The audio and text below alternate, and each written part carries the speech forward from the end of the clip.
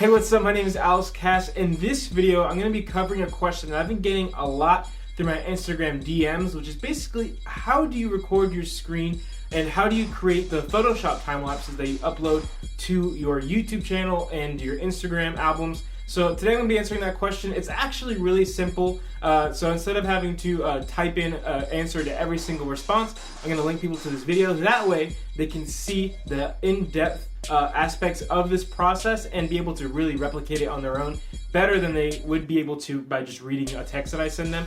Also, this is a good tutorial for anybody who wants to know how to record their screen on a Mac. So that's one thing about this video, is only for Mac users. I'll also be editing in Premiere Pro later on in this video. So if you don't have Premiere Pro or using Final Cut or using iMovie or something like that, the principles will still help you. So the basic ideas that I'm following when I'm creating these time lapses will be applicable to other software. It just won't be so specific as far as click this and click that. So you could probably adapt these instructions to your software, and it'll still be helpful to you. So yeah, that's what we'll be doing in this video. Let me know in the comment section below if you have any suggestions on what I should do next, or any suggestions on how to simplify this screen recording process. Also, let me know in the comments if you have any questions on the process, and yeah, so let's get into it.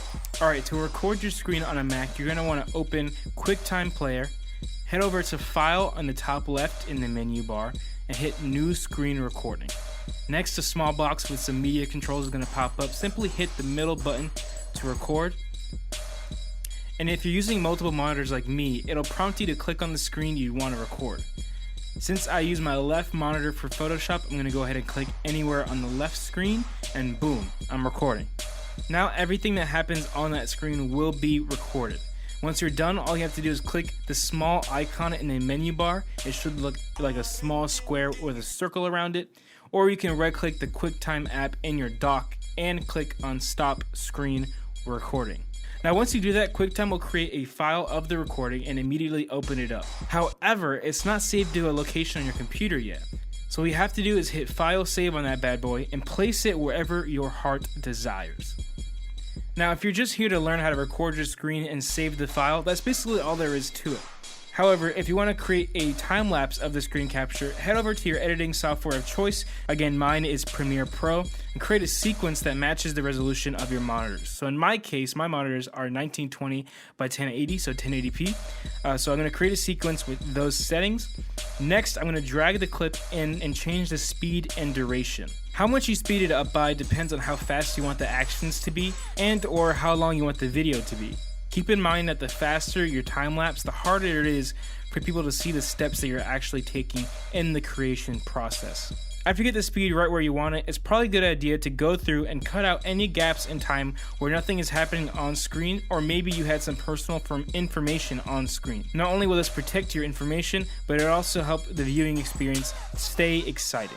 And now, speaking of excitement, nothing destroys the viewing experience more than not having any music to go along with the time lapse. So personally, I like using hip-hop instrumentals, but you can use whatever fits your vibe and fits your artwork. So you're going to want to drag in your music file into the audio track of whatever software you're using and adjust the levels of the audio track, as well as match up to the duration of the song with the video. Now the final step for me is to add in my channel intro before and after the time lapse, and also add in my YouTube end card. After that, I export the video out. I personally use H.264 and leave the settings as they are. Now there's a lot of resources online that explain the different render settings and what you could do to optimize it for your use case, but I usually just like having the standard H.264 render settings. I'm not really fancy about that. Now you can select a location you like to render it to, and then you hit export. Now we just wait for the rendering to finish out. It really depends on how long your footage is, also what it has to calculate as far as effects go. But if it's just a screen cap and it's sped up, and once it's done, you have a snazzy time lapse of your creation process. And that's basically it for this video. I hope this helped you to understand how I make my time lapses and also how easy it is to do yourself. Be sure to like and subscribe, and leave some suggestions or corrections in the comments below.